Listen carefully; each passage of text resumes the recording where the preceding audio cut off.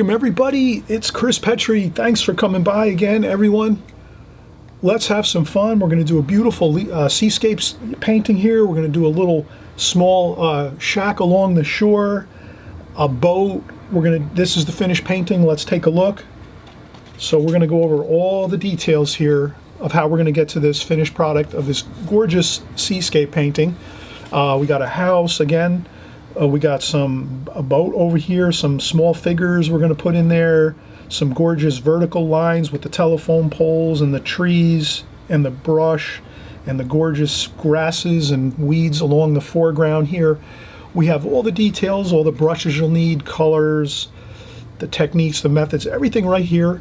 Stick with our channel, have some fun, join along, and you'll see it's a really easy process if you just take your time and follow along with us. We go each step of the way and we explain how we create each part of the painting as we go. So we'll go over the pencil drawing first. After the pencil drawing, then we'll start to get into the light glazing washes. This is a glazing technique, so we're doing the light glazings first, and then over the top of the light glazings we're doing the darker darks. And you'll see how we do this all. You can do this. This is a fun painting at home. Give it a try. And you just try this painting 3-4 different times, and each time you do it you'll learn something new as you go. And we'll be right back.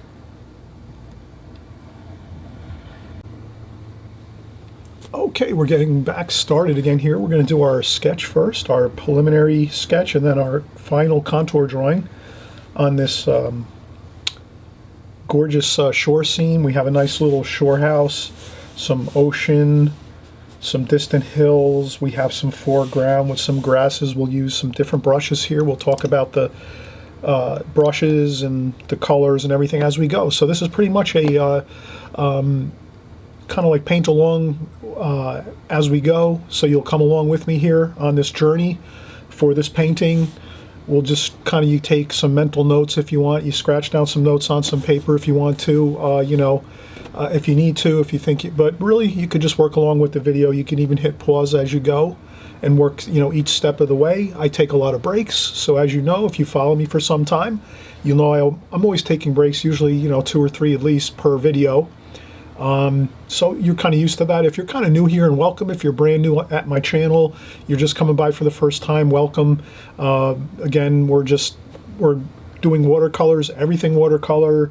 We're doing seascapes, landscapes. We do some figure painting. We do some still life. We do boat paintings. We do everything watercolor here. So as long as you're tuning in each week, and I always encourage everybody to subscribe. There's that red button right down there on the right hand side. If you subscribe, then each time we make a new video you'll be alerted and you can kind of watch along. If you're watching each video, you're going to be learning the techniques over and over and over again. It's going to get really solid in your mind, so that whenever you're painting, you're just going to automatically follow the ingrained pattern you're learning over and over each week. So the more you watch the videos, the more you're going to actually learn the techniques and the methods that I use if you want to create paintings of this style and this look that I do. Everyone's different. You might find my channel is something different than you like, and that's fine too. But if you're kind of looking for something where you're happy with what you're seeing as far as the results I'm getting, then fine. If you're just watching my videos week after week, full through, you'll kind of just learn all the kind of things I do, the techniques, the methods, the little tips and tricks and tidbits that I do. And I always mention that too. I always mention the little subtle details that I'm working on as I go. So you learn those too, and you can jot those down if you want. Or again, if you're always watching, you don't need to take notes. You'll just kind of remember them as you go. So no worries. All right, let's get into the sketch now. So I made some preliminary hash marks on my tape. So I'll put them here. So I'm just going to go around my painting and sort of put my hash marks where I had, key areas that I wanted to make sure that I kind of landed on when I was doing my drawing. So you can see those. I made those black hash marks, and we'll kind of talk about that. And I think we're going to This is a partly cloudy day with some stormy clouds, so the sunlight's not exactly, you know, all, you know, perfectly set out on the painting, but let's just say for the most part, the sunlight's coming from this side this way. So we'll put our light insignia up here. So that's our light insignia we use to kind of show where the light's coming from. This way, if you ever have a doubt, it's always good to put this light insignia on your paintings. You hear me say this a lot. If you put that light insignia in your painting, then if ever you're in the middle of doing something and you lose concentration, or you lose you forget, oh my gosh, where's my sunlight coming from? No problem. You just quick look up here and you say, oh yeah, it's coming from there. That means I got to make my shadow going this way. So you're always refer back to your light source in your paintings. And if there's no light in the painting, let's say it's a cloudy day and you don't have any light, like bright sunlight, well then you don't have to worry so much. But if you do have a bright sunlit painting where you want that bright light look, lots of sunshine through your painting, then it's best to put your light insignia, whether it's the lights coming from the right, from the left, maybe it's straight up midday, maybe if it's sunset, it's over here, far over here on the right or the left, shining along the side of the painting. That would make your shadows real long. You know, if you're up high with the sunlight in the middle of the day, your shadows will be very small, so you won't see too many long shadows. You'll see very diminutive shadows, they say, or small, smaller shadows. And okay, so we have our hash marks. Now we'll get our drawing going here. So I thought the first thing was the main exciting part is the house here. We have a nice little shore house here. So I'm just going to kind of sketch it in the way I think we're going to want it to be. And that looks pretty good. I wonder if I can... Yeah, I think that might be a little easier to see that. Okay, so that'll be our roof area of our house. A little shore house here along the shoreline. Maybe that we have a boat over here. Well, maybe we'll draw in a little boat. Maybe we have a little boat. We can dock here by our house and we can cruise out on our boat. Have a little story. Have some fun stories as you go. When you're an artist and you're painting, does this make sense? Have a little story in your mind. Maybe you get excited. You think, ooh, yeah, it'd be nice to, in my mind, think that I'm at a house here along the ocean side and I have a little boat. And I'm going to take a little cruise with my boat out into the water, fish a little bit maybe, or maybe just cruise around, or maybe not. Maybe you have a little dock along the side of the house and you're going to go out and maybe do some fishing or crabbing, maybe have some crab nets you're going to throw out, make some fresh crabs for dinner, maybe there's a lobster pot you can put out along a dock or something along the shore area. So have some fun, make some stories up in your mind just to get those creative juices flowing. Makes it for a more exciting painting if you kind of get yourself involved in a little bit of a story, kind of like if you're a book writer. Let's say you're writing books. You get into the story, and let's say if you're writing books, you're going to get in there and you're going to get into the story and you're going to actually probably try to be one of the characters in the story possibly, or a couple characters, and then, all of a sudden you're like, really enthralled in the whole story, and you get lost in it, and the next thing you know, you're kind of like in another world and having a fun time, and that's a good thing. So if you can do that, I've always kind of said that over the years that I've been on YouTube here, is, having that little bit of a story, creating a little bit of a fun time as you paint. Some people, you might not like that idea, and that's fine too. Not everyone's going to, be interested in kind of having a story in their mind as they're painting. Maybe you come from a different approach and you could do it something different. Maybe you're an architect or an engineer and you're looking at, as you're designing a house for somebody or a shore house for somebody, and you're going to create the shore house. And now you're painting it first just to get some ideas before you design it for the person that might be hiring you to do your design for your home that you're going to design for somebody, let's say. So you're maybe going to create some sketches first and some paintings first. A lot of architects and engineers probably take up art and they do painting and drawings and sketches so that they can show them to the people, their clients, or maybe they do it on computer type stuff, CAD, stuff like that. So here, I'm going off the track a little bit, but I want everyone to have fun with this, have a little story. You can come at it with different approaches. I'm kind of, I'm looking at it as I'm sort of like a writer, and I'm creating a story with my artwork here. Okay, we're at the shore. Ooh, we can feel the cool breeze of the shore and a sunny day. And we're having fun, and we're out here, and we have a little house, and we have a boat over here, maybe somewhere we're going to put a boat. And we'll make the shoreline over here. So I'll just take some lines this way. I meant to go over here on this line, but it's no, there's another line there. That's the ocean, maybe. The distant shoreline there. And this is the foreground. So you have a bay over here, maybe a bay, and then maybe some hills over here. Some distant hills, and maybe that might be where the inlet is, where the ocean comes in. So you have a little bit of it's always nice to leave a little spot where it's just water and no hills, so you can kind of feel like you can go out into the larger ocean and beyond. And then over here, maybe there's some more. It's always good to keep in mind. Sometimes I use my T-square here.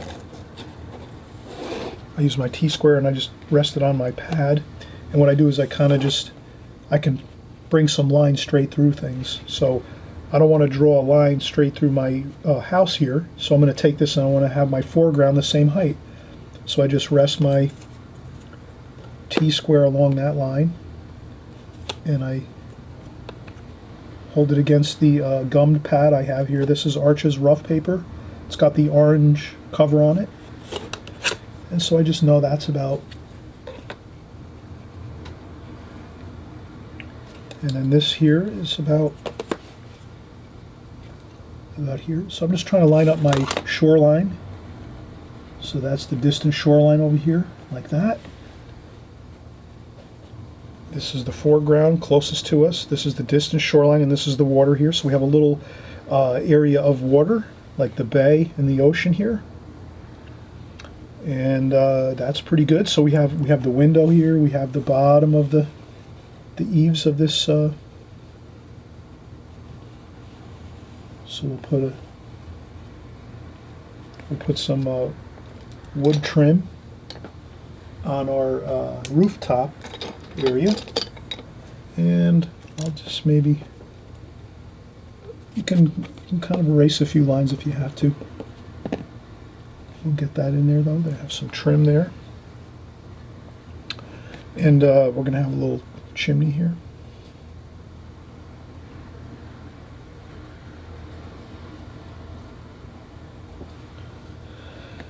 Okay, we have a chimney on the top of the rooftop here, and maybe an antenna for some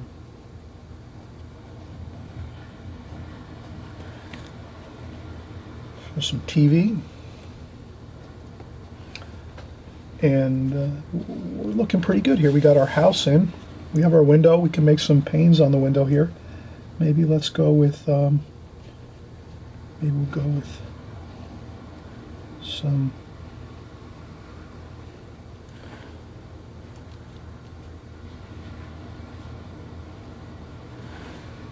that looks pretty good. Maybe we'll do a pattern like that. You can change around your patterns on your grills of your window if you want.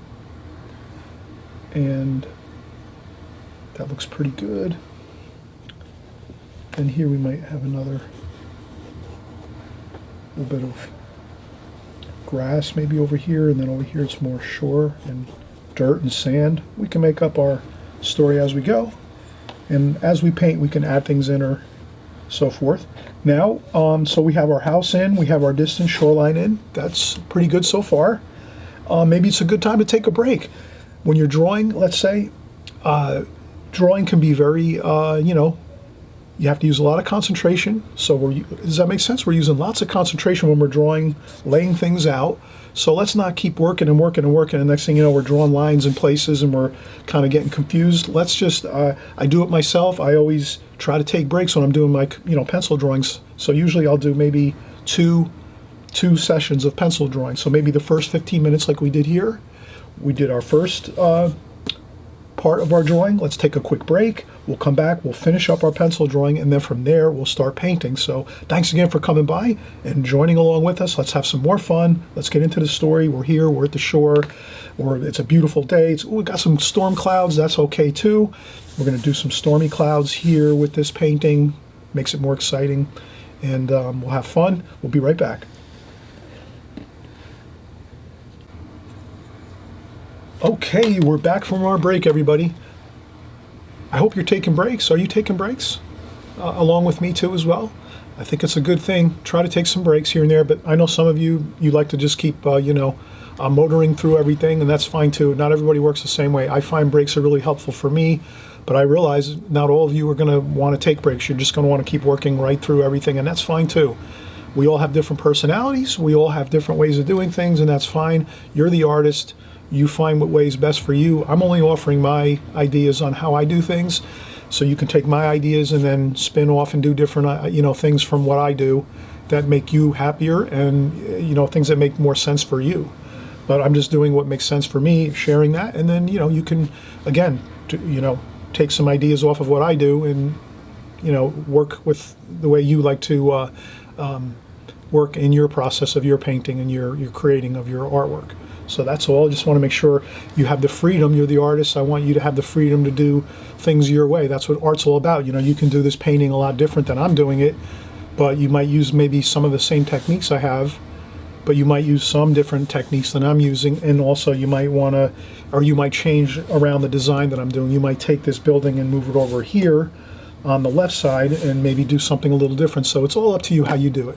But it's, again, that's what it is about being an artist. You have the freedom to do things the way you like to do it, and it's your artwork. It's your own personal artwork. And again, I mentioned storyline. Let's have a story with us here as we're doing this. Pretend you're here, actually at this location, and you're trying to just get into the mood of everything. Storm clouds. We're going to put in some stormy clouds up here, some sunlight too mixed in with it, some shadows, some light, some water, some trees. We're going to have a feeling of wind in here too. Maybe we're going to take some of our trees and make the branches kind of flowing to the, let's say, the right. We'll pretend the wind's going this way and the light's going this way. And we'll have fun with this. Let's keep going. Okay, so now the next thing I did was I wanted to put maybe a telephone pole here. So maybe I take my ruler. You can use a ruler if you want. I sometimes use a ruler when I'm doing stuff like this. So I just take a light line like that, and I make my telephone pole. And now we'll make this one. Let's go straight through all the way up through the picture, all the way up to the top of the picture frame, like that. And I might erase that part of that there. And then over here we'll make another pole, telephone pole. Let's do this one over here about this height. This one we're going to make thinner, so I'll take the line and I'll make a thinner pole here, because remember, as we go in the distance, things get thinner. So if you have trees going into the distance away from you, so here this one's really close, this telephone pole, as this next telephone pole is set into the picture as we're drawing it in, it's going to be thinner because it's going away. So it's in the distance it's getting smaller, thinner, like that. That's all. We just remember things get smaller as they go into the distance, and cooler.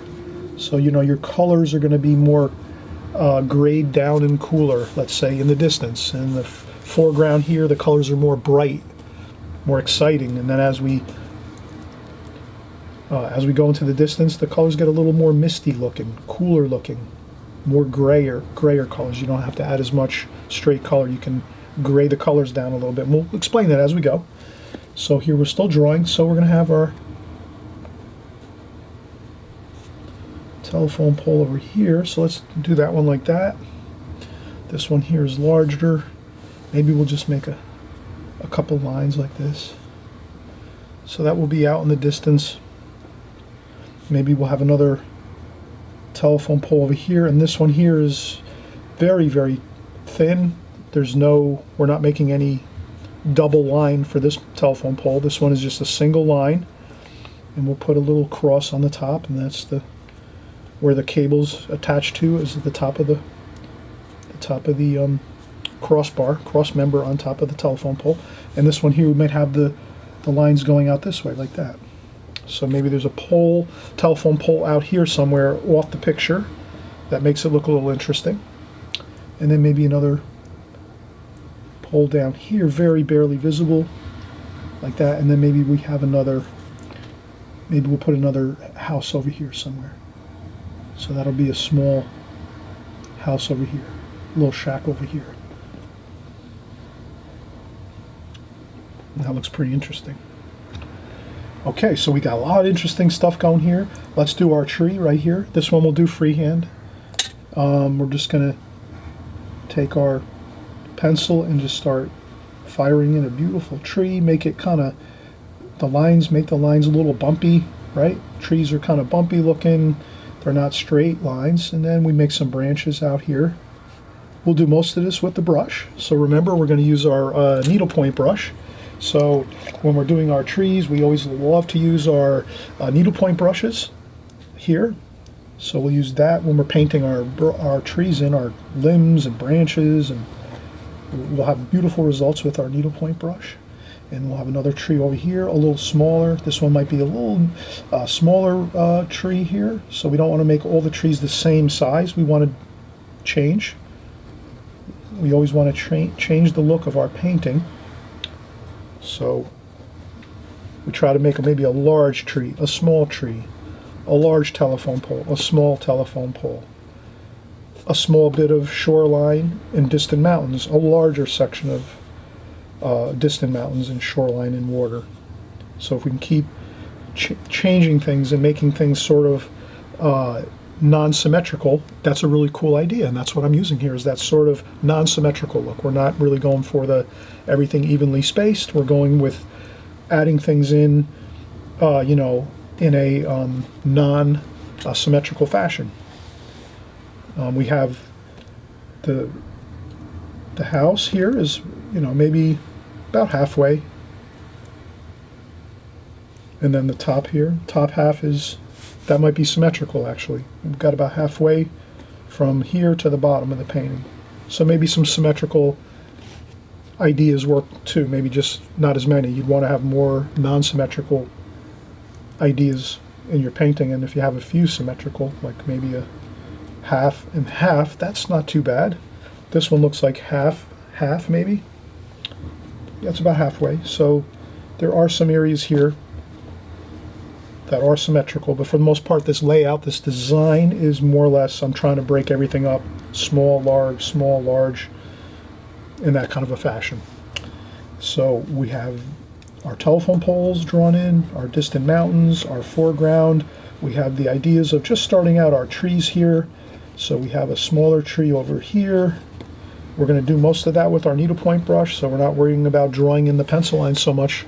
And you see how I kind of just lightly penciled these in, and we'll get the rest with our brush when we're painting. And then over here we have everything all set now, so good, we're ready to paint. We have our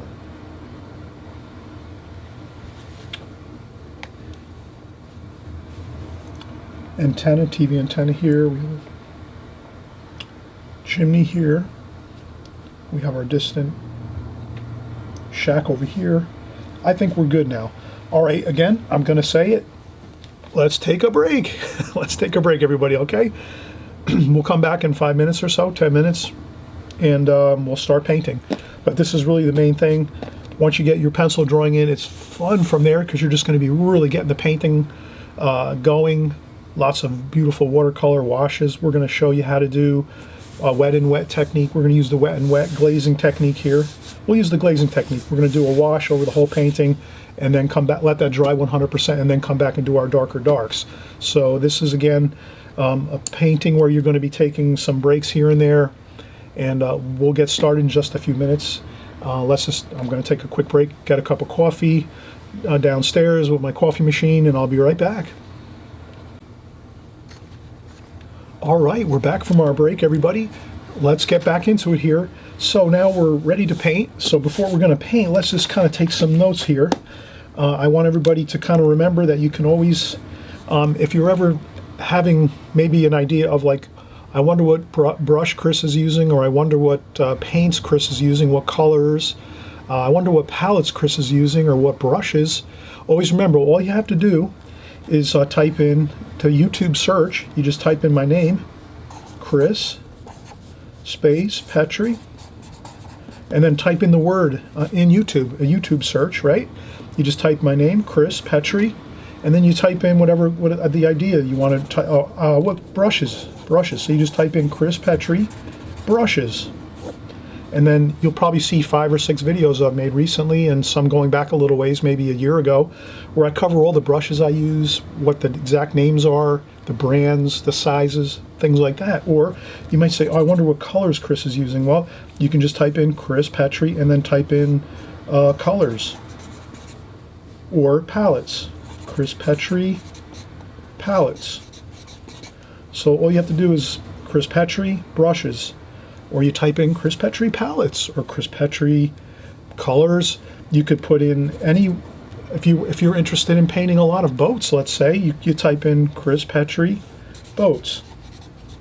And then you'll see I maybe have like 10 or 20 boat paintings.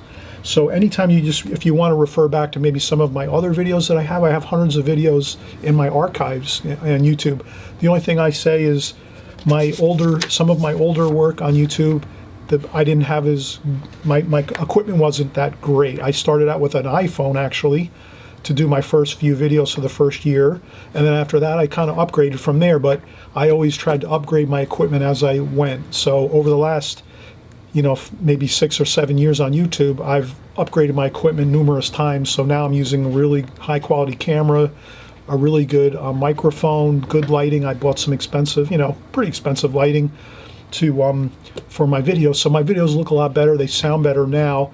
Some of my older videos, they're not so great as far as quality goes, but they are pretty good. They're definitely, if you're really interested in the information, they're really good. But if you're really like finicky about like the camera and the way it looks and maybe the sound, then maybe it's not the greatest thing. But again, you can always use it as a resource though. But I do have I've been using really good equipment for the last couple years. So you will, if you're going back a couple years in time, I still have lots of videos on each of these subjects.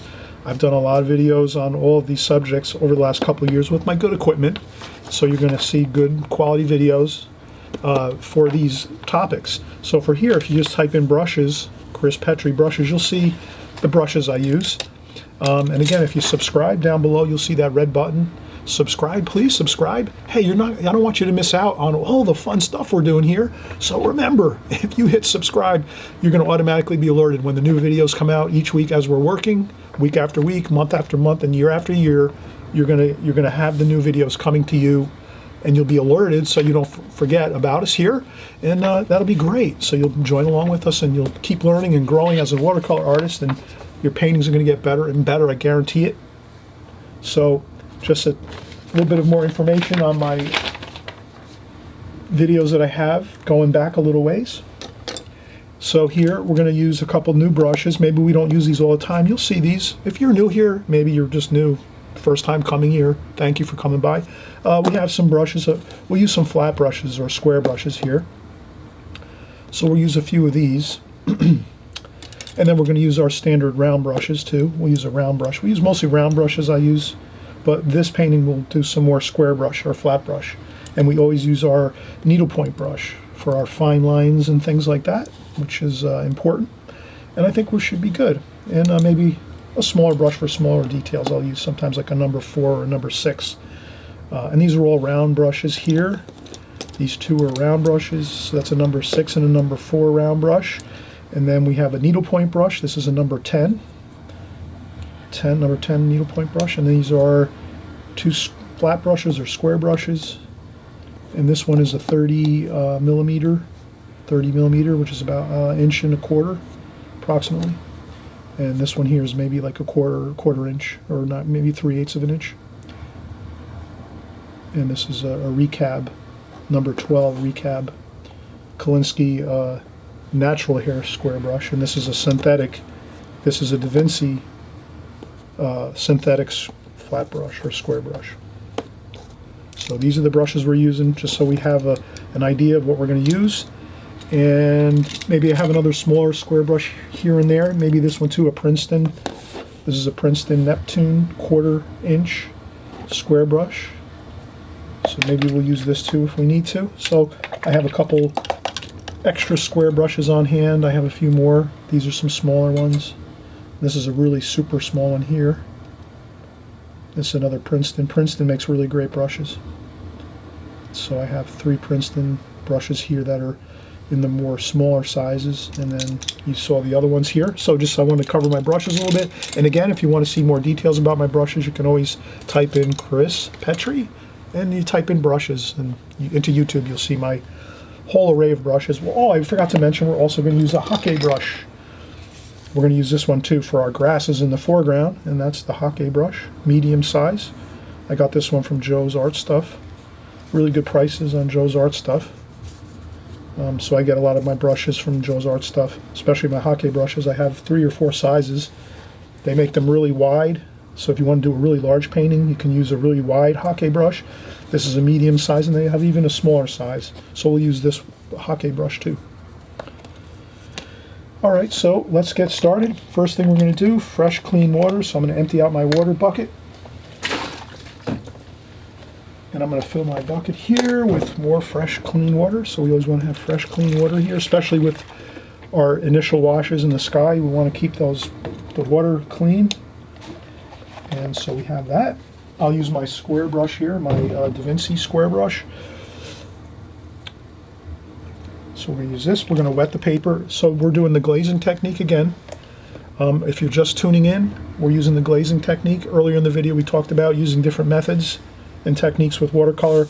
You have basically two main ideas of thought when you're painting watercolors. One is the glazing technique, where you're going with light glazes first and letting them dry. So the light glazes first would be the light washes, the really light washes first. Then as you go over, let it dry, go over the top of it with a little darker washes, and then maybe on your 3rd or 4th time you're going with your darkest darks. That's the glazing technique, sort of in a real nutshell, kind of basics. Or you can paint alla prima, which is basically you go in and you do your darks first, and you just work from there, and you kind of work through your painting all at one time, and you're not really doing glazings and letting it dry and so forth. You're just working it all at the same time. So I use mostly a combination of the two, but I would say more I use the alla prima method.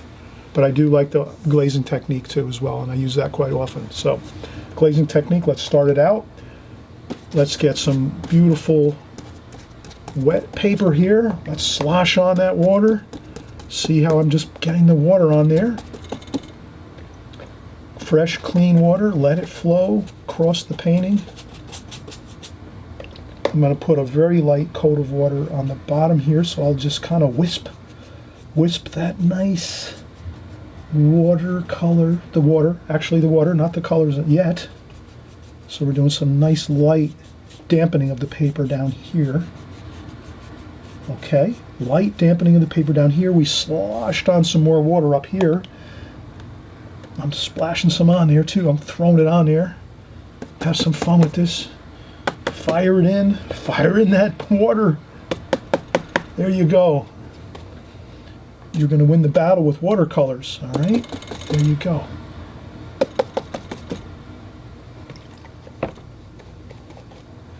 Then you can grab a tissue if you want. If you see too many puddles, you might say, all right, let me lift up a few puddles, and you just gently dab the puddles of some of the water with a tissue. And that's good. Now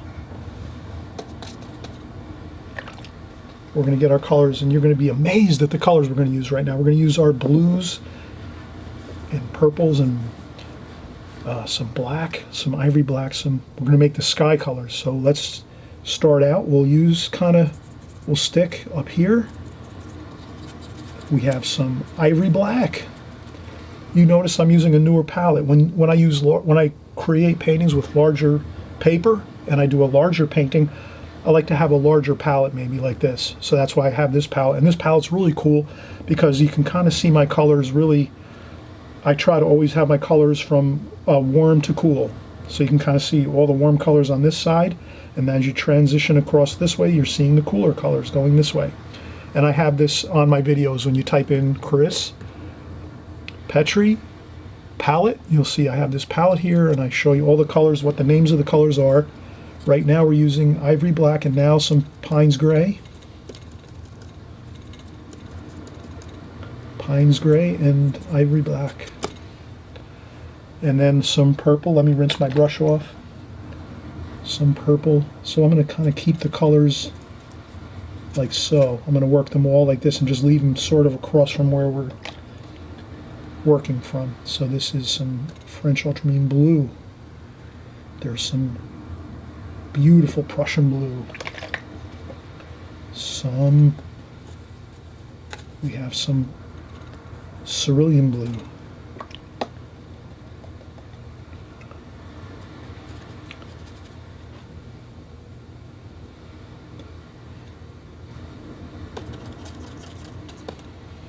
Okay, I've put all my colors out. My water is starting to dry on my paper, so let me get some on there. All right, let's fire it in now. Also, let's do some burnt umber and burnt sienna. Let's get some warmth in the sky too. Burnt umber and burnt sienna, like that. Okay, so we're going to use a touch of that, but mostly the blues. Okay, here we go.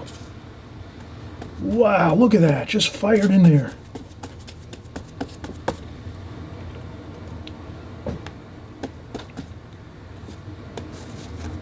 Storm clouds, right? Black stormy clouds. Have fun with this, just get the black in there for the storm clouds. Then over here, maybe some cerulean blue, lighter, go lighter over here. Rinse off the brush. That's what it is, you have to control that brush and the water in the brush. So I'm rinsing off my brush, drying off some of that water on a paper towel or tissue or sponge, and then you do some light over here, some very light wash. Just feather that in like that. X strokes like so, like that.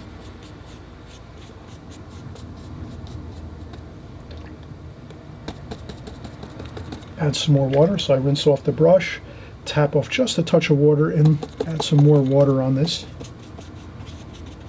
There we go. And that's all we have to do. Look at that. And then let's do the same thing. Take some of these colors. I want some of that warm color in the sky too, so let me take some of that. Burnt sienna, burnt umber. We want to keep our colors with lots of interest in them. So we do that. Looks like some rain clouds here maybe. Some rain clouds go straight down like that. You could take your tissue and just wipe it along here if you want. Blot some paint up if you have to, whatever you want to do, whatever you feel. And then just some light, very light touches of brush strokes over here just to keep it like that. And that's it. Don't go over it a second time. Get those paints in there. You can add a few darks. So I'll just take the rest of this and just add a little more there. And then I sometimes take my tissue and blot up a little bit. Some cloudy kind of feel. This maybe is the rain over here, so it's kind of flowing down. Over here might be some clouds. A couple of dabs. Dab will do you, right? Okay, we're having a great time here. Look at this. This is the fun of watercolor. You let the water and the colors do the work. Did you see me do much work here? No? Did you? No, I just wet the paper first, heavier up on the sky area, lighter little dampness on the bottom of the painting, toward the bottom where the building is in the foreground here. And then you just saw me. I took the paint out, put the paint in the palette, and just put the paint on the paper and let it do the work. It's flowing down this way, like rain clouds. Up here we did some clouds with our tissue. Like that. Give it that cloudy kind of feel. We make some clouds with our tissues. Look at that. And that's it. Now, another break, but I'm telling you, this is so important. Once you do this, you have to walk away from it. You have to stop and leave this for at least a couple hours to dry, or if you're gonna, you can use a blow dryer too if you want. You can use a blow dryer, but it's better if you let it dry naturally. It'll look better in the final product. So I hope you're enjoying this. We'll come right back. We'll start working on the foreground, that beautiful shack here and some trees and other things we're going to do. But the main thing is, you see how if you let the watercolors, the water and the paint do the work, you know, it comes out fantastic. So, you know, really it's quite simple. We put some damp water, heavier water up top, lighter water on the bottom, on the paper, and then we just got our colors out, the colors that we were going to use, and we just put it on the paper and let the paper soak in the paint and the water and let it flow, and there you have it. That first glazing is done, complete, looks beautiful, and you're going to even see it's going to look even better as it dries and the paper flattens out. Right now the paper is all buckled like this, so you don't want to work on that paper like this when it's all buckled. You might want to try that if you've really have been painting for many years. You can start delving into painting on the damp and buckled paper, because that can be a good look too. You can find some really good looking washes and looks with painting on the paper as it's sort of drying and damp but still buckled, but it's more of a tough time if you're just starting out. So if you're new, you'll let this dry completely 100% until the paper's flat and dry 100% and tight. So the paper's again flat 100%, tight like a drum skin on a drum. And if not, if you're kind of new, if you've been around a while and you're kind of an old pro, or you're, you know, pretty good with watercolors, you know, you're getting, you know, you've got a good bunch of years under your belt, you can go in and start painting on this damp paper. But I recommend letting it dry 100% before you start going in and doing your second wash. I think you'll have better success that way. But again, if you're daring, you can do it. Okay, so you can do this. Get in there, have a fun time with this, and we'll be right back. Okay, we're back, and we're going to actually, we just had a break. We're going to come back and start painting again. We're going to start doing our subsequent darker washes over the top of our lighter washes. I let this dry 100%. I did use a blow dryer to blow dry my paper, so you can kind of see my paper is really flat. Sometimes it's hard to see on your side of things when you're watching this video. Sometimes you might be able, if you're really looking closely, you might see the buckles in the paper. I'm not sure. I think you can see it a little bit, but really when you're actually here working on, like so at home, when you're working on your paper, always remember the way you tell your paper is dry, really like 100%, is if the paper has flattened back out again to like almost completely flat. It might still have some bumps in it, very slight though.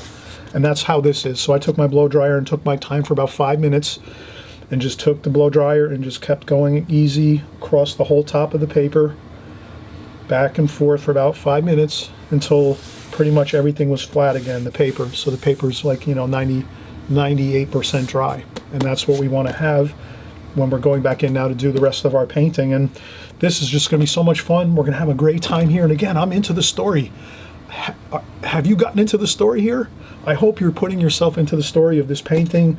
You're maybe here, you're at the shore, and if you don't like the shore, you're probably not so interested in painting this so much. You know, you might be someone that grew up on the shore and you're kind of bored with that. You want to paint like mountain paintings or landscape paintings with trees and mountains and things, and that's fine too. You're the artist. You decide what paintings you want to paint. But for those of you that really enjoy shore type paintings, seascapes and boats and things like that, this is your cup of tea. So let's keep going here and having a fun time at it. So we're going to start with creating some more washes. I'm going to do one thing first. I'm going to take some paper towel, damp paper towel, and I'm just going to get my palette back to. I'm going to clean up my palette just to. Most times, I find it's better to kind of keep cleaning the palette as we go versus letting too much paint build up in there. So here, let's start out with a clean palette again. We have some of our square brushes we're going to use. We covered those in just a little while ago. We covered our brushes that we're going to use, and now here, I think what we're going to try to do is let's think of it this way. Sometimes paintings look really beautiful when you keep the color harmony and color scheme very subdued for the most part in most of the painting, and then add in some bright colors, some exciting colors here and there, so that you have more or less a predominant color scheme going on, and then maybe a couple highlights of, like, let's say a complementary color. So if we're doing mostly blue blue here, blue and purple, then maybe we can put in a couple like orangey red colors here and there, sprinkled in the painting, but not too much. So let's see if we can keep to that. I think we'll add some green to this too. So what I'm going to do is, first off, again, I always talk about color harmony, harmonizing your colors, and that's what we're going to do here. So first thing let's do is I'm going to take some Viridian green here, Viridian green, just a little touch of it. You can kind of see I'm just getting a little bit of Viridian green on the palette, and some sap green maybe here, some sap green. That should be good. Maybe some olive green. So, and I'm just going to put a little bit though, and I'm going to keep my tissues handy too, but I want to put a very super light wash of it over the top of this here in the sky, and then blot it up a little bit like this. Just the ever so slight bit of green, because we're going to add some green washes down below in the bottom of the painting. So let's not leave the green wash out of the upper portion of our sky. So I did add some green up there. So now our color scheme is looking like blues and greens, mostly purple, and then we did put in some burnt sienna and burnt umber in there too in the clouds. So let's continue with that color scheme, and let's see what we can do here. All right, now I think I will do let's do the house next. What do you say? I think that's a good idea. Let's do this house next, and let's go right back in with our colors. French ultramarine blue, cobalt blue, so let's mix in all the colors. Cerulean blue, let's do some Prussian blue, some purple,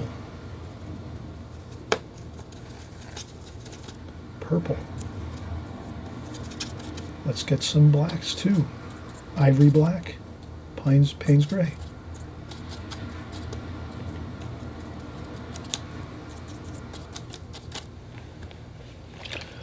Okay, now I rinse off my brush, take off some water off the brush after I rinse it off. I want to get some darker washes here. Let's do, well, we have some green in there. Let's do some more sap green here. Burnt umber, let's do some burnt umber and burnt sienna down this way here. Kind of keep it straight across from your, so you're just taking your colors and basically putting them down right in the palette where they are. You know, and you can just kind of mix them about. Okay.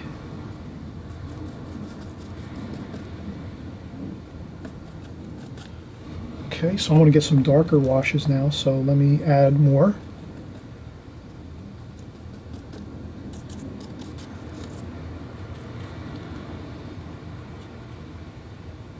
And I'm just going to go in there and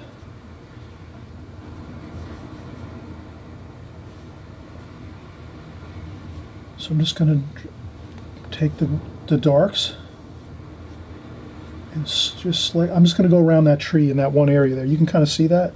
I just skipped over that tree there, that tree, the trunk of the tree.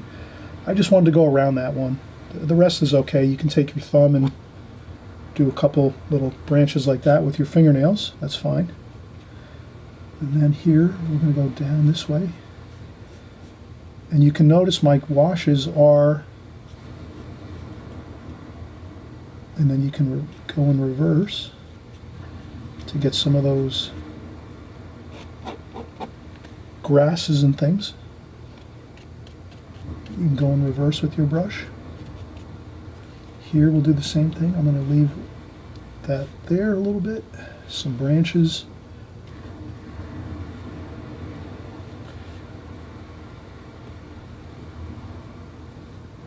And you can see I really went dark here. I'm going very dark here with this shack.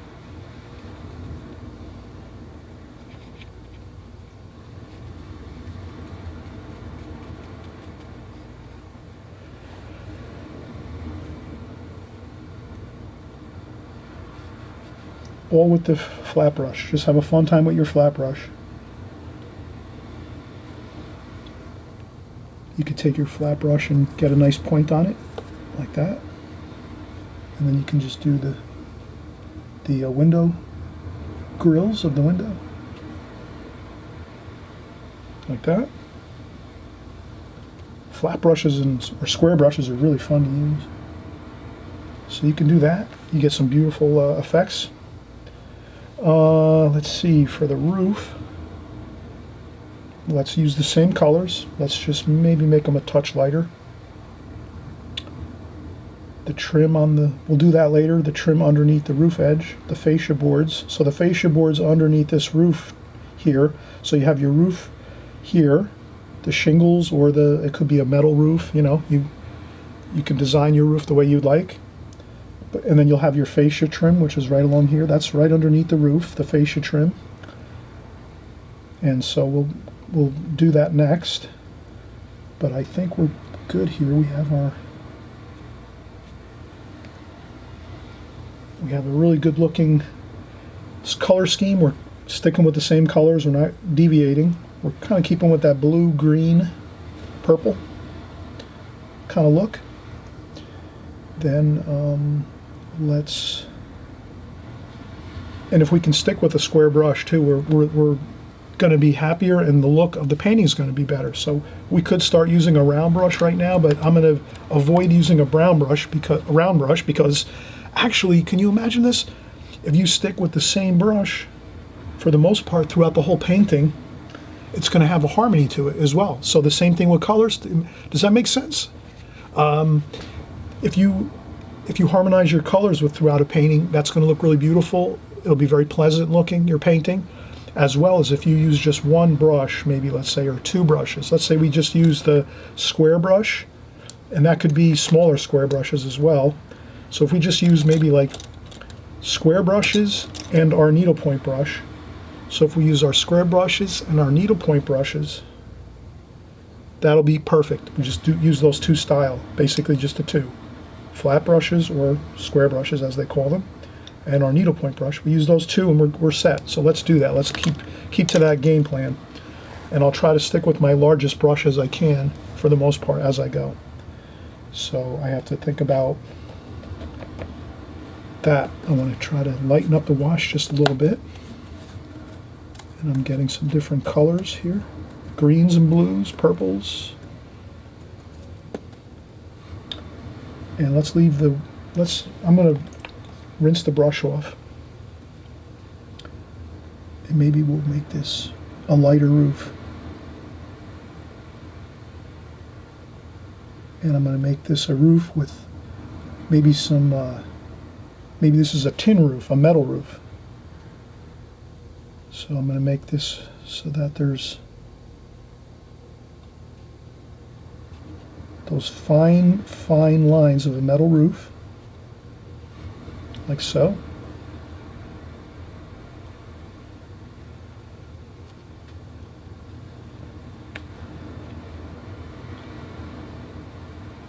Like so.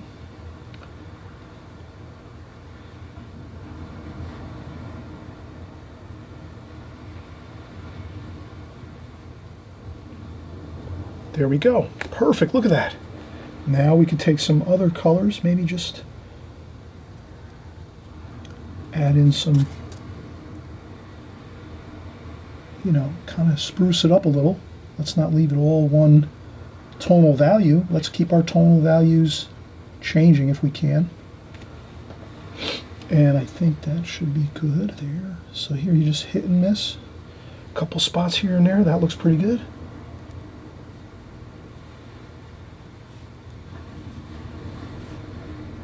And then we have our fascia board under there. And let's make that a little more of a, again, I'm going to stick with my brush, rinse off my brush. I'm going to try to go with more of a wood feel. Burnt sienna, burnt umber, but still going in with my other colors. Let's see if we can get a nice wood feel for that.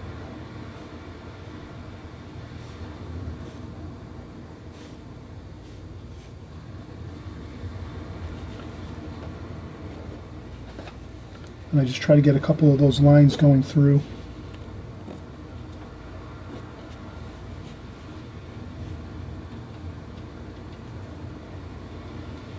Like that. There we go. Just to get some lines going through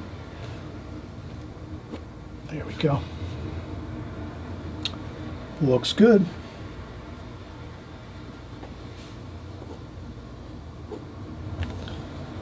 Good enough. Let's keep this simple, this one. Okay, let's rinse our brush again. Let's set our flat brush. Let's use our other flat brush here. So we're going to go with a smaller flat brush now. This is a 1/2 inch Blick Studio Synthetic. Blick makes some great brushes. If you haven't seen Blick brushes or tried them, they're great brushes.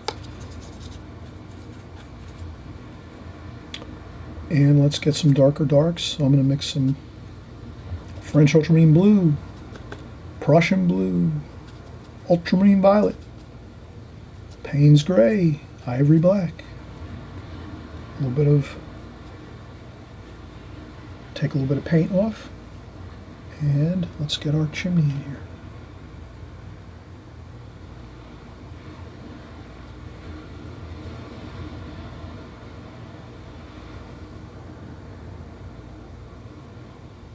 There we go. Got our chimney in there.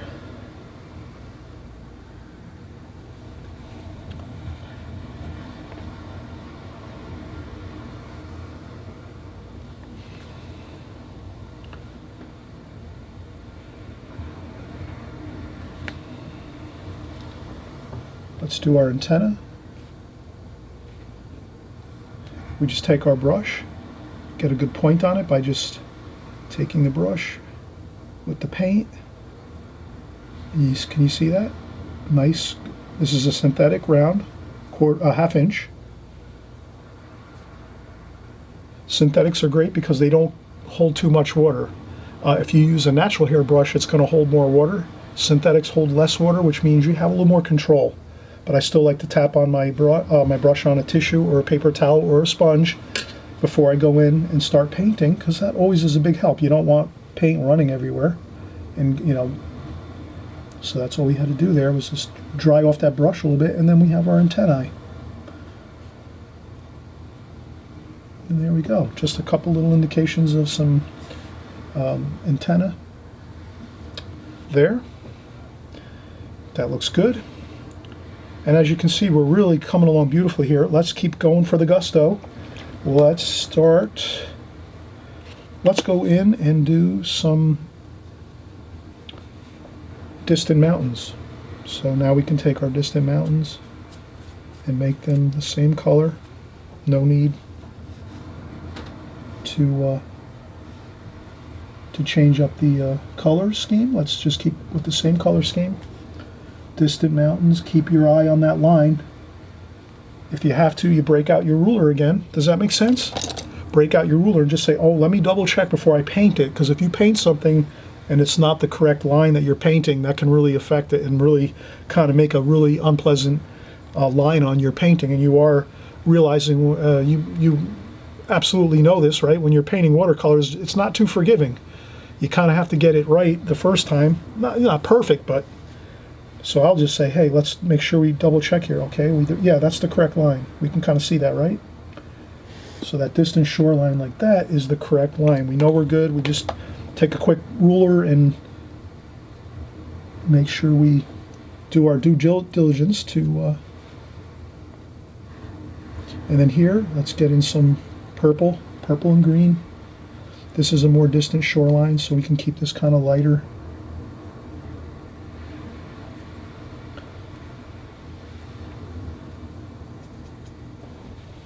Purplish green here is fine. And then you just leave some lights in there, right? Leave some light lines. That always looks good. It's almost mysterious looking, like there's some water here and there in between the mountain ranges. Between these low-lying mountain ranges, you can maybe see a little bit of water. That always looks beautiful. And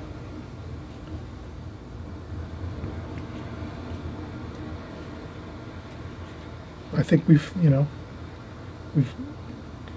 done a really good job here so far. And then we add in a little bit of the brownish, reddish colors just to get that in there. We're doing the same color schemes here and there. Perfect. Look at that. Okay, so again, with the same color schemes, we're not going with any wild looking colors, sticking with the same colors. We leave them all out onto the palette and then we work from that. So here we are, we're working from our palette colors, and I think we're really looking good here. We can keep working actually. Probably good. Let's take a break. I can keep working, and if you like to keep working, you just keep going for the gusto here. Pretend we didn't take a break and just keep going. I'm going to take a quick 5-minute break and just grab another cup of coffee, and I'll be right back. And again, if you haven't subscribed, hey, we're having fun like this every week. We're doing all new paintings, landscapes, seascapes, boat paintings. We're doing figure painting, cityscapes. We're doing still life paintings, flowers. We're doing it all. Everything watercolor. So come on, stick with us every week. Here we go. Week after week, month after month, your paintings are going to get so much better. Just follow along with us. Even if you don't like the painting, just watch us paint it. And this way you can kind of learn the techniques as we go, because it's, again, the same techniques, the same methods, just the different subject matter. So whatever subject matter you like, those might be the ones you're going to paint. But if you're not maybe so happy or keen on doing some seascapes, no big deal. Watch the techniques, the colors, what we're doing. You can use the same color scheme, let's say. A tidbit of information, yeah. You can use this same color scheme in a different painting. You might use this in a cityscape, maybe a nice cool rainy day and in the city, and you make some buildings in the city using this color scheme as we're using here. So always remember, you can interchange all of your techniques and your methods and your colors and your techniques around the same process. It's just your subject matter might change, but you can still use your different color combinations, your different techniques as you go with whatever you like to paint. All right, we'll be right back. Chris here. Oh, we're gonna have a great time. Watch this, watch this. I just thought of this when I took a break and I was coming back and looking at the painting. I thought, what an incredible, fun little bit of information we can add to this painting that's gonna make it so really interesting. Watch this. Let's get our square brush. Now what we're going to do is we're going to take this distant mountain range here, that's across, you can imagine that's across from this water here, that light, we're going to leave this bright white, that's the water. This could be like a bay or an inlet, right? And then that distant mountain range, we're going to take that and put that inside this window so that you're going to feel like you're looking through the building and through the building and out into that distant hill. So the main thing we have to do is we have to make sure we get this right. We have to make sure we get this correct. So let's take our ruler. See, this is something when you take breaks, you can actually come back and look at things and say, how can I make this more interesting looking? And hey, maybe we'll try this and it won't look so great, but at least we kind of game planned a little bit and made something a little more than just, painting it and just going through it and saying, oh, okay, I'll just paint this and that. No, we go in there and we take a break and then we come back and we're refreshed and then we look and say, oh, how can I make this better? And then we say, oh, wow, look at this. Look at that. We can go here and we'll put a pencil line in there just so we get that correct. So that line there is the bottom of the shoreline, distant shoreline. Look at that. Now let's see how it works. You be the judge. You'll be the judge when you try this at home with your painting and say, oh yeah, it does look really good, or oh, it didn't work so good. Or you might not like it or whatever, but let's try that. See that? There we go. And then we take some of that, more of that earth tones there, earth tone colors. All right, so now we have that completed. And then let's make this more darker up here, like that.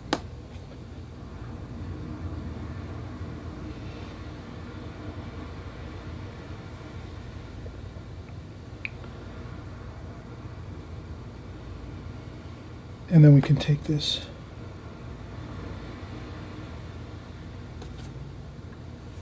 Maybe this is the focal point where we put some of that really cool earth tones in there and we add some of that there.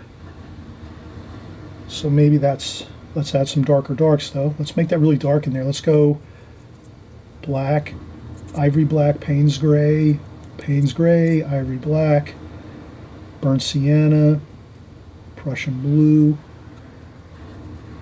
Let's get that dark in there.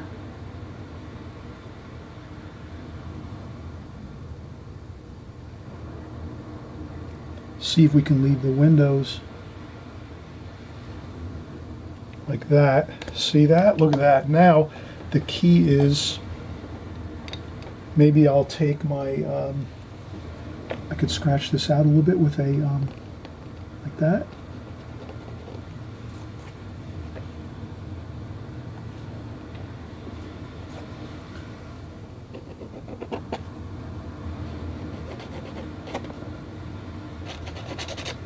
There we go. Then we can go back again and get our flat brush. Just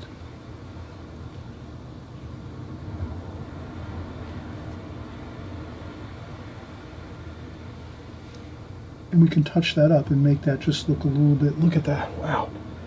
That looks kind of cool. That looks like you can see through the building a little bit.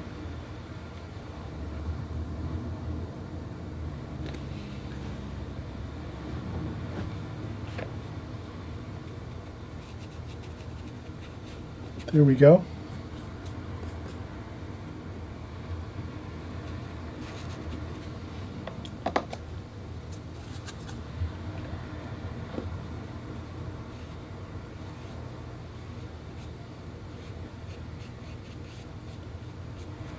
And that's all. There we go. And then we can add a little bit of Prussian blue, make some dark darks, Prussian blue, some more black, burnt umber.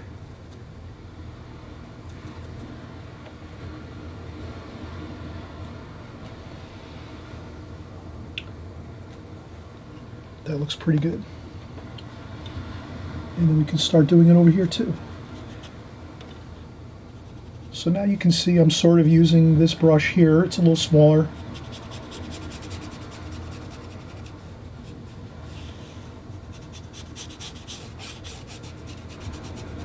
There we go.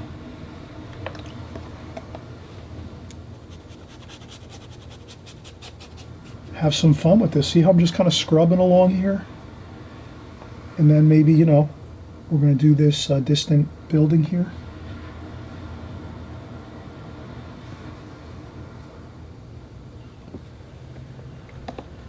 So I'll take that distant building and shape it a little better now. Like that. So I'm going to square that off a little bit. Then I'll do this. We'll make a little...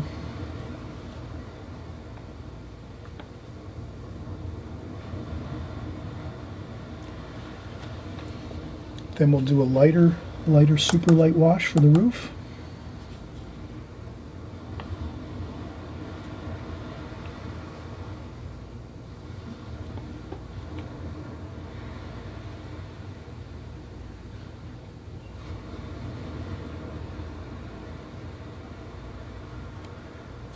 A little bit of a darker dark underneath the eave of the roof, like that.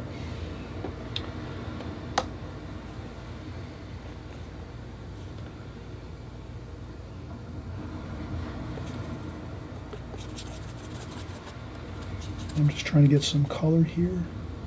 Sharpen the point of my brush like so. Like that.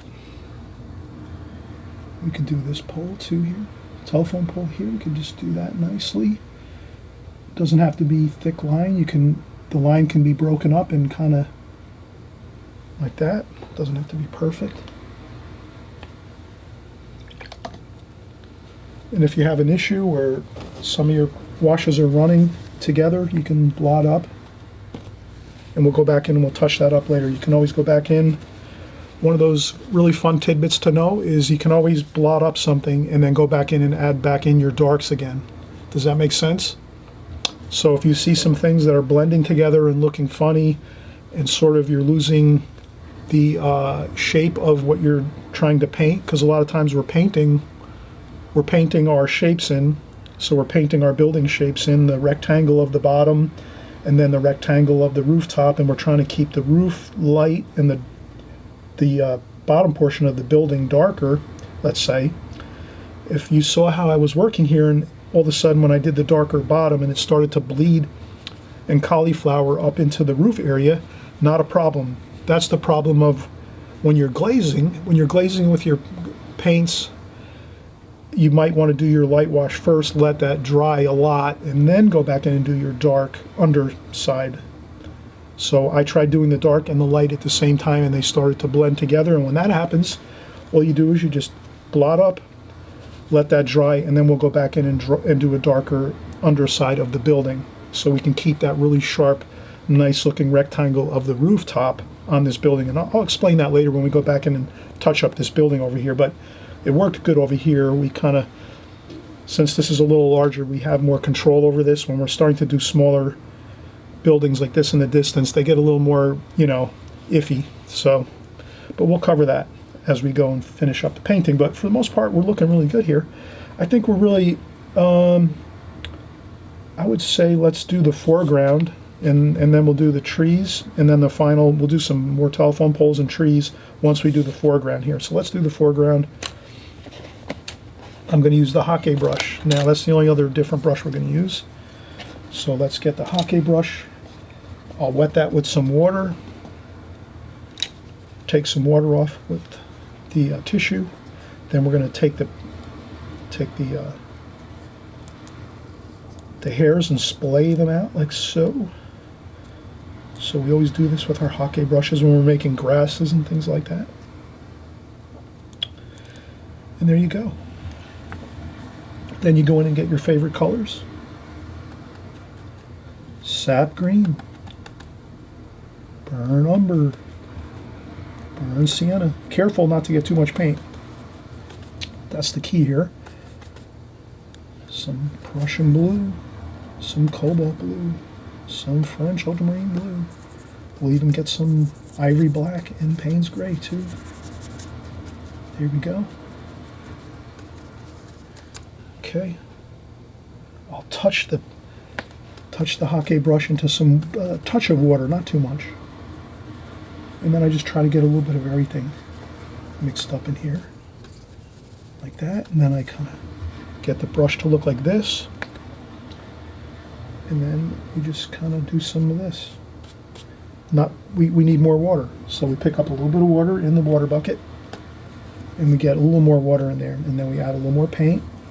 We do the same thing: burn umber, burn sienna, some sap green, cerulean blue, French ultramarine blue, Prussian blue, black, ivory black, Payne's gray, purple.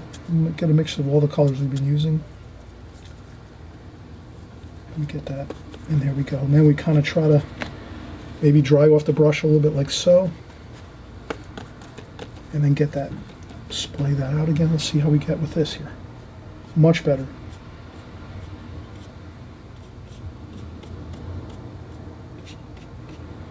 Okay, we can kind of see that's looking really good. We have a little bit of a very green look. Let's get some of that brown earthy color in there. Burn sienna, burn umber. There we go, see? Change the colors, don't use all one color. Always mix your colors, nice. There we go, look at that.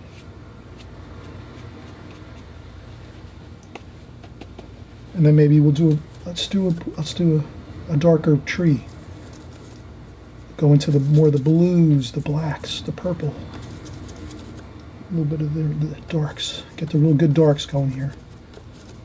A lot of the blue. Sap green too. Plenty of French ultramarine. There we go. We want a really super dark here. Okay, now let's get our hockey brush again. Let's just have some fun. Let's do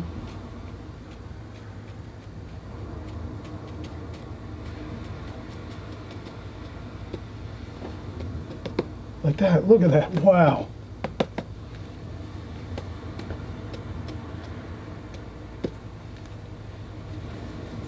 That was a little daring. I really went for it there. I went for the gusto there.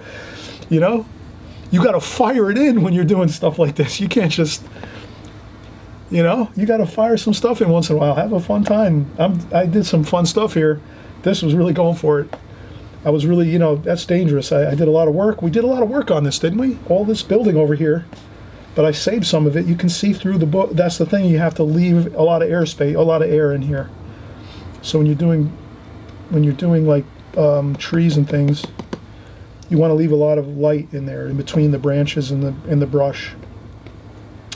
And then we're going to do a gorgeous job here now. Let's do a couple more of these. See, like that.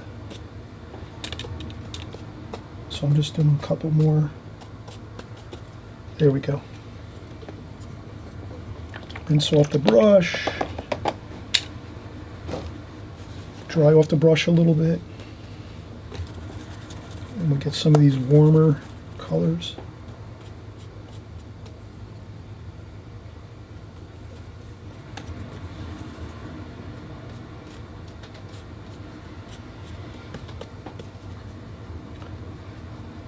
There we go.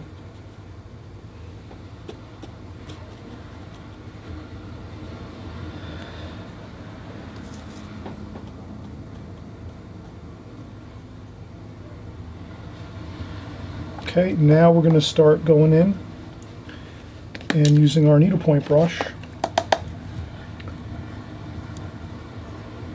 Prussian blue, French ultramarine blue, burnt sienna, burnt umber. Getting a nice dark earthy color. And that's where we just start putting in, holding the brush really high up on the brush, so you can kind of see I'm holding the brush high up here. Then I'm going way up like this, and then just kind of straight. And then you just have to move a little bit, and the brush does all the work.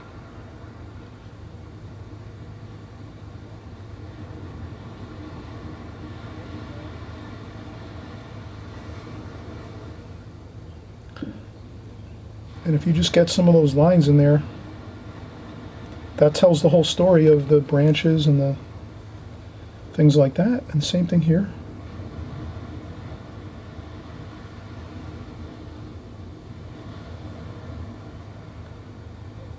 And the key is not to do too many.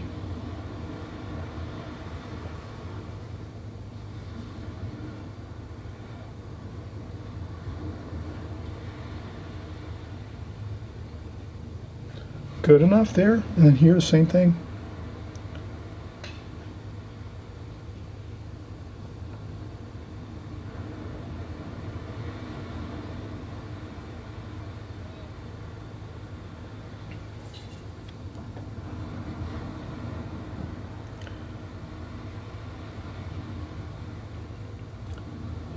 There we go. Look at how fun that is. And you can kind of do some interesting shapes here and there, like that. More paint.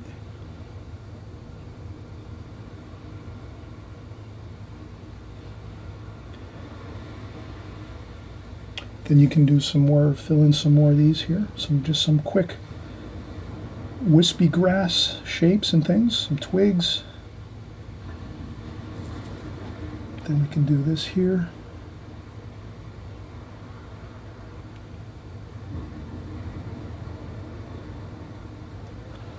Like that. Give it a little more thicker appearance. I think that looks good. Okay, now let's keep going.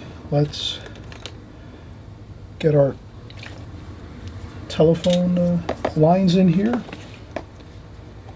Okay, you know what? Let's come right back. Let's take a quick break, and then we'll come right back.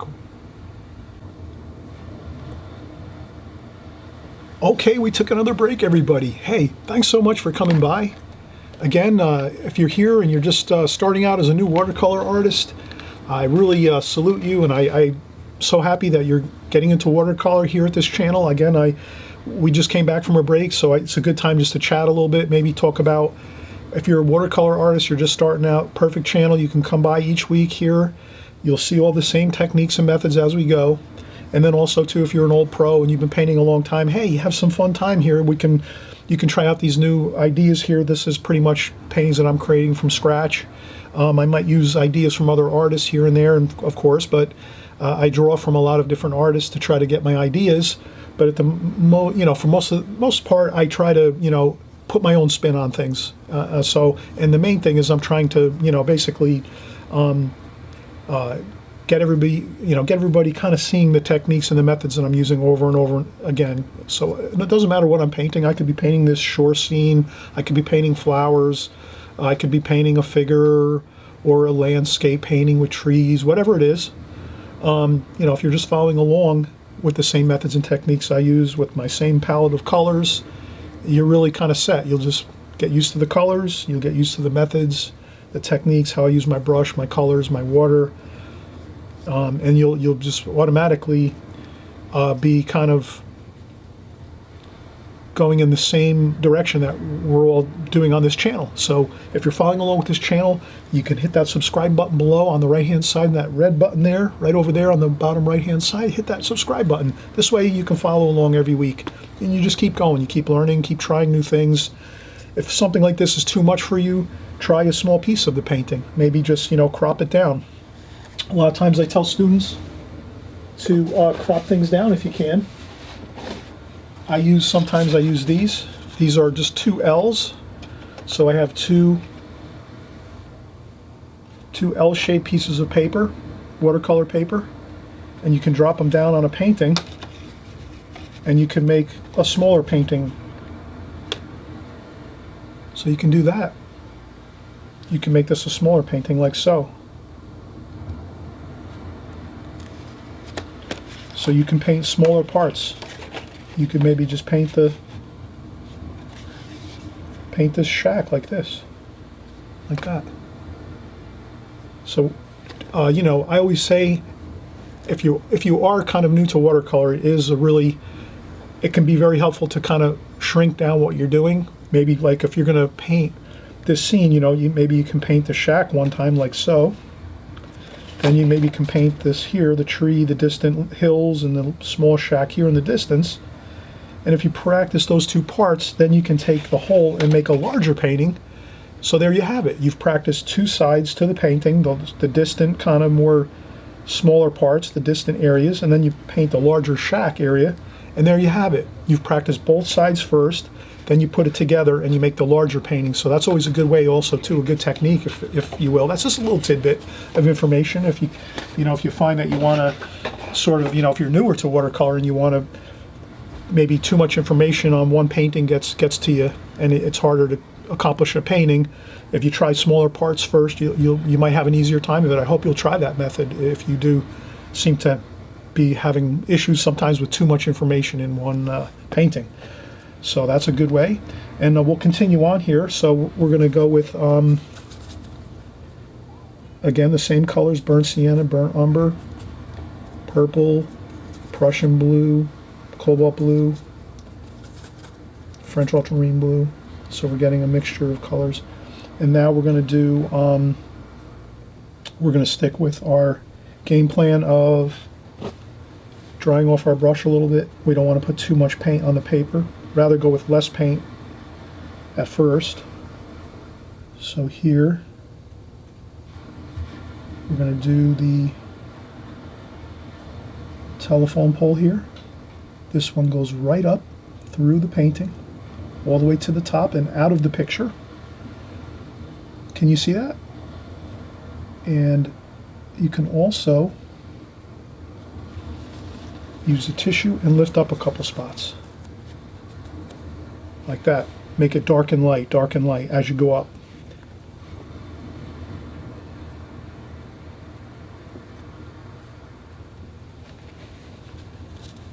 There you go.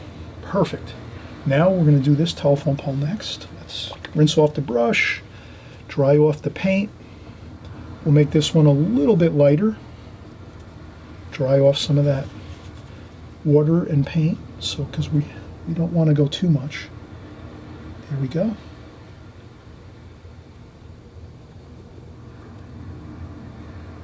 And there's something about using, again, this square brush the whole way through. If you can use these few flat brushes and square brushes your whole way through your painting, the painting is going to look more cohesive and unified. So let's try to keep that in mind. I'm going to go in here with this smaller brush because I have to do this smaller section up here like that. Like that. There we go. A couple little dots there on the top. Some isolators up there, a couple cross members.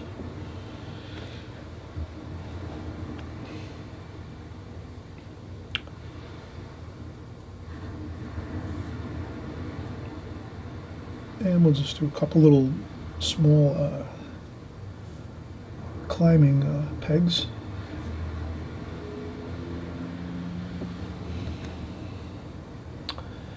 And the verticals look really good in this painting. So you can imagine we have a lot of verticals here. 1, 2, 3. This tree is 4, 5. 5 here with the edge of the house. 6 with this tree. 7 with the chimney. 8 with the antenna. 9 with this tree over here. We'll add a little more. We'll do some more work on this over here, this tree. On the right hand side. And that's looking good.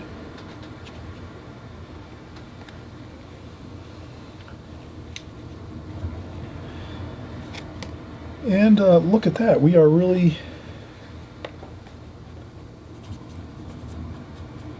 coming along here. I think we're pretty much good here. We're doing a little brown for the for some of the trees here, the tree limbs, and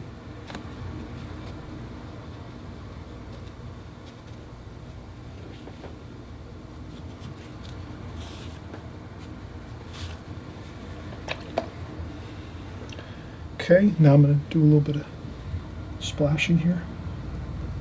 Kind of that sand feel. We're by the shore, so I'm going to take some sand feel with some speckles and splashing. And I'll use my round brush, add a little more water to that so I can get a better splashing. I'll do a couple splashes up top. Then I might lift a couple of those just so that they're there, but just very subtly. Again, I want to try to make sure I'm doing the same thing on the whole rectangle here. I don't want to put splashes down there in the bottom and not at least add something subtly up top. There we go. And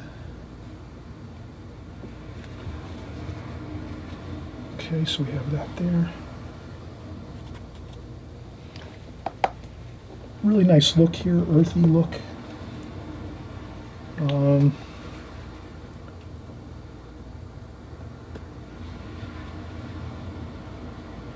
little bit of Viridian. That looks good too. If I'm going to add Viridian though, I want to make sure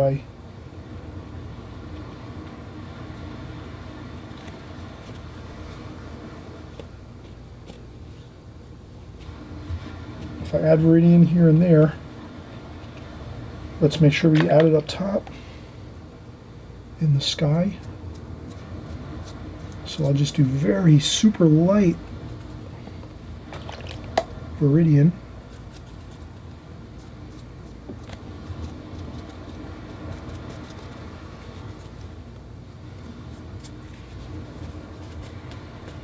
So I'm just, you can kind of see I'm adding a little bit of Viridian in the sky. I could even go in, I'll use my larger brush. My water's getting kind of muddy there. You can kind of see that. Pretty muddy water there. Let's get some fresh water.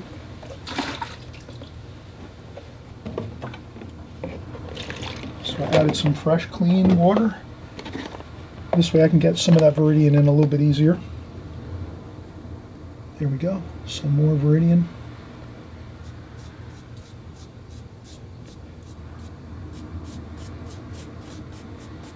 And I'm just lightly working in some of that Viridian here and there.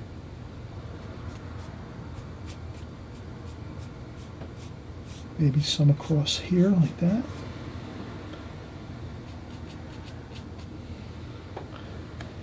That's pretty much it. I think this is good. The painting is pretty much, I think, finished here. Let's see what we can do. Let's do a little more darks with the Prussian blue, French ultramarine blue, burnt umber, burnt sienna. Just maybe a little more vertical, a couple vertical.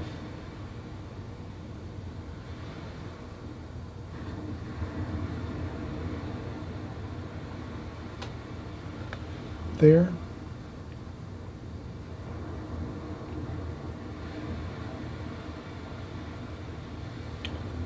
Then we have a couple small branches and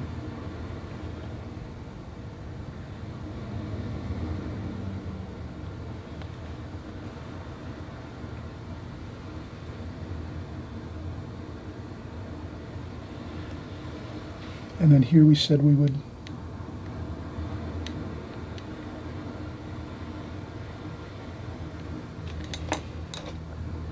make that a little bit burnt sienna, burnt umber, French ultramarine blue, Prussian blue, all straight paint, no water. And we'll just kind of make that dark there along this side here, like that.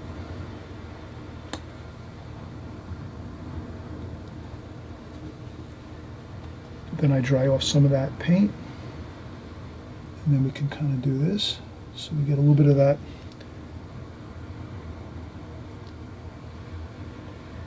we can just kind of make a little more detail on the on this shack over here. We can make it a little bit like that.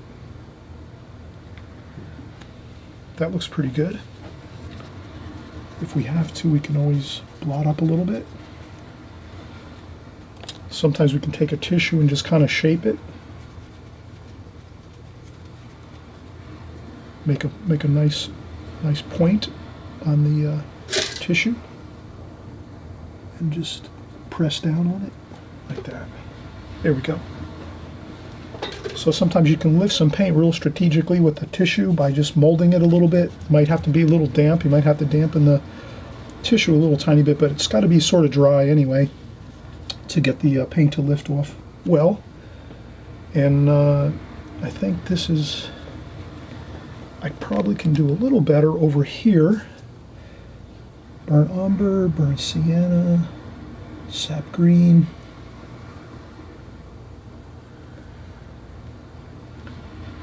Just some more kind of leafy type things here. I think some of these shapes over here might not be the greatest.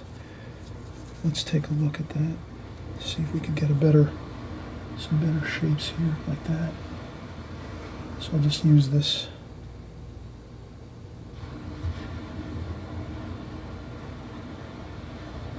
There we go.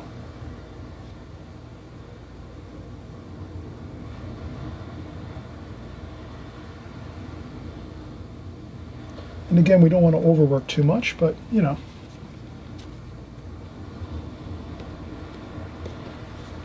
I think that looks fine. That looks fine. Let's call this complete. Again, if you had to come back in and do a couple extra little spots of color if you want, you could do that.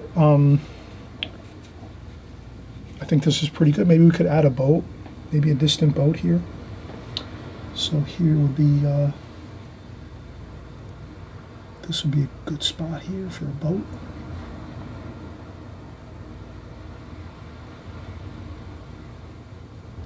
Like that there.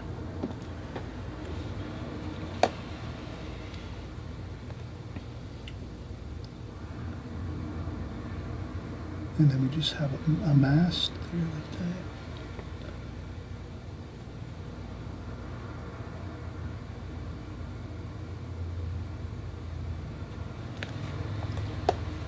Just an indication of a boat, you know, it doesn't have to be a lot of detail to it, just like that.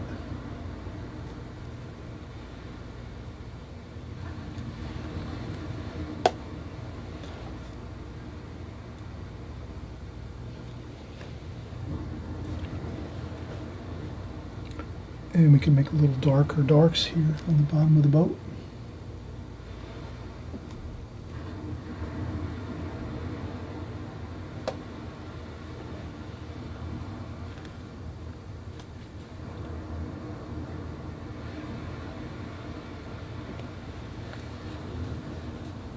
And that might look a little.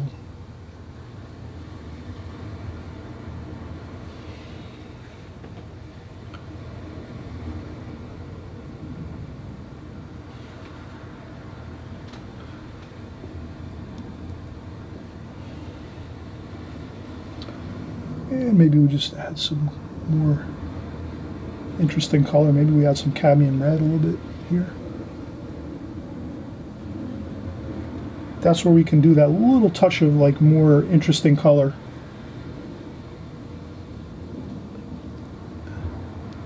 To the painting that kind of really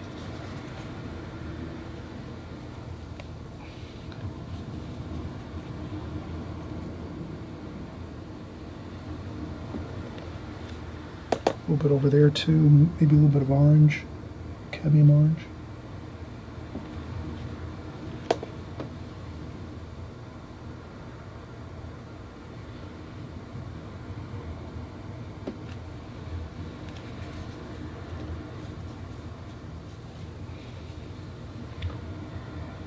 Prussian blue and French ultramarine blue. Good, really good dark, no paint, no water, just straight paint.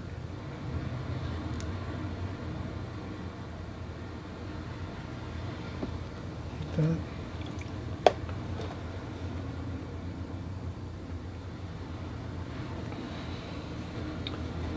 And we could make this line come straight up through here, maybe a little bit like that.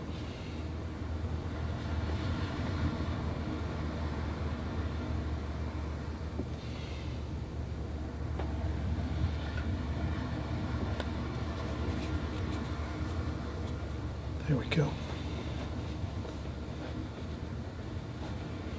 And again, I think the only thing we can do now is a little bit of that grayish mixture, everything together. Rinse my brush. We want this really light, just a light wash like that. We dry off a little bit on the, tissue, and then we'll just do some of our lines here, our communication lines.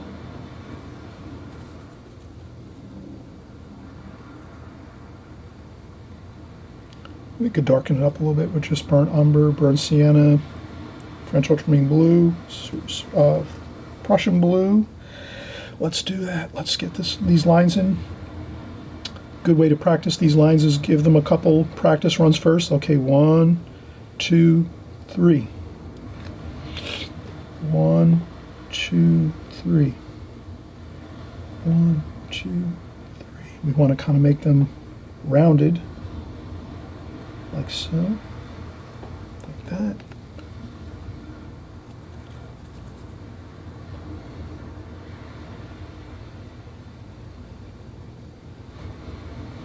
There we go. Just some interesting lines in there, and you can darken them up a little bit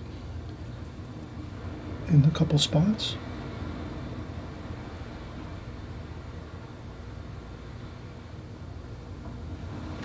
There you go.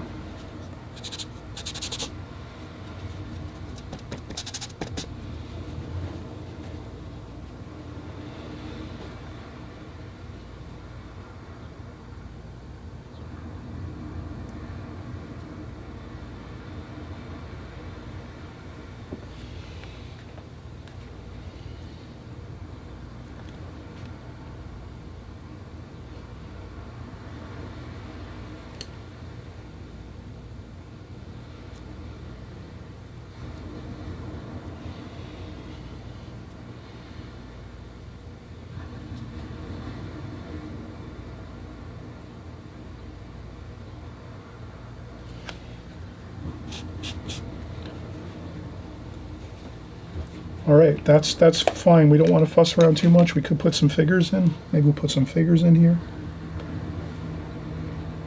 We could put some figures in over here, maybe.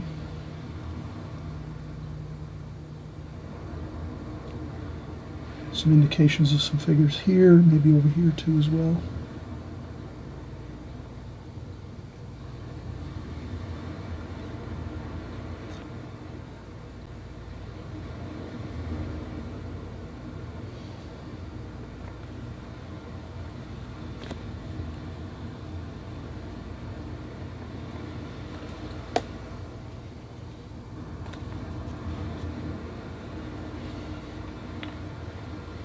Sometimes you have those yellow raincoats on these guys wear along the shore.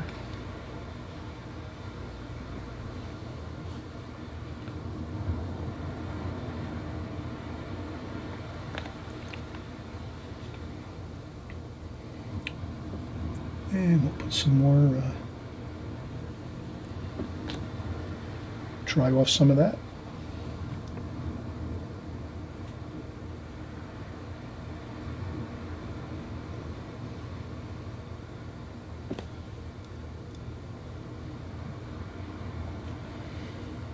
Again, you can add some really tiny figures, some really small type figures here if you want in your painting. Just the lightest bit of color.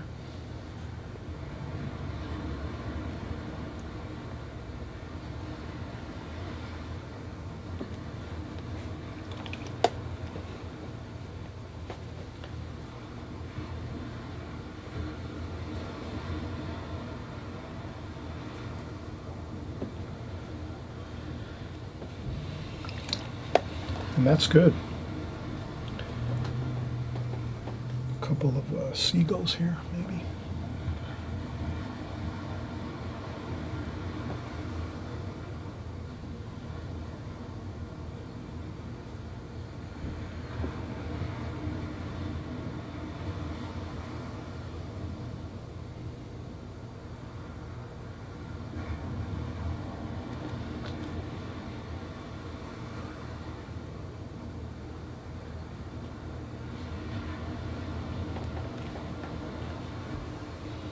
There we go. And looking fine.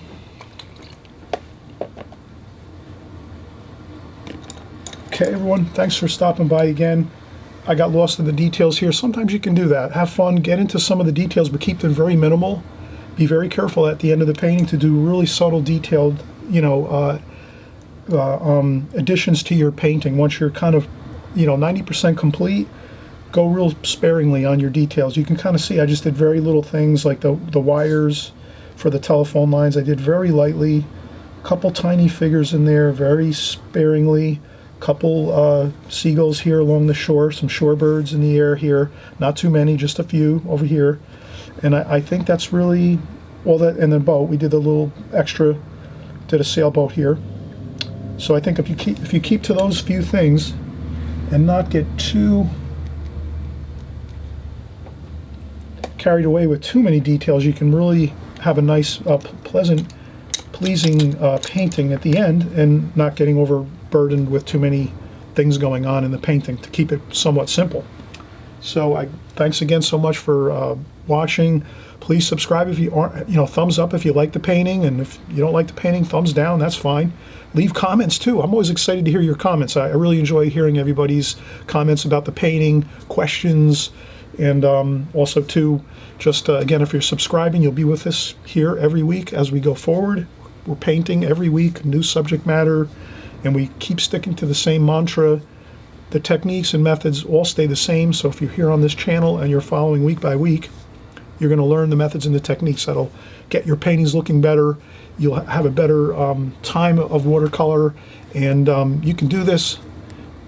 It's just a matter of sticking with it each step of the way, and we'll be back soon. And again, so glad you came by to paint with us, and we'll see you in the very next video. Bye-bye.